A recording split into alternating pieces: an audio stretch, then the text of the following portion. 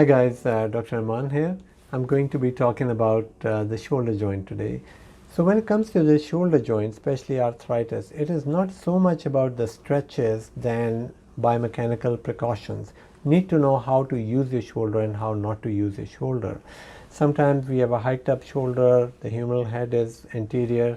If the head of the humerus or the ball is pretty much right by the arch but more to the front, you can strengthen the back side of the shoulder, but by now stabilizing it that way is pretty much a lost cause. So you can strengthen the back of the deltoid or the posterior deltoid.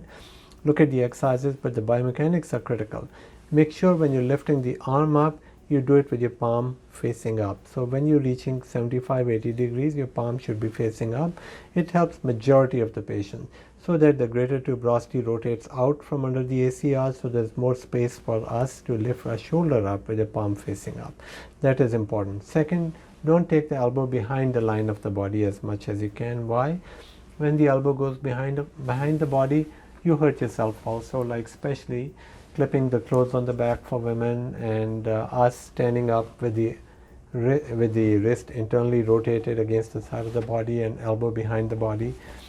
I'm going to talk about exercises for the gym goers later, but with that, the other thing to do is to be careful about sleeping, so you don't sleep with your arm up.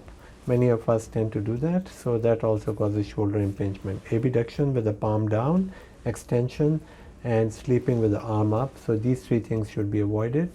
And anytime we're lifting it up, palm should be up. Try not to go behind the line of the body. These are the key precautions for the shoulder. And now I'm going to talk later about biomechanics for exercises, particularly for the people that are going to the gym. What do you do to prevent the problem in the first place, and what do you do to fix the problem? All right, guys.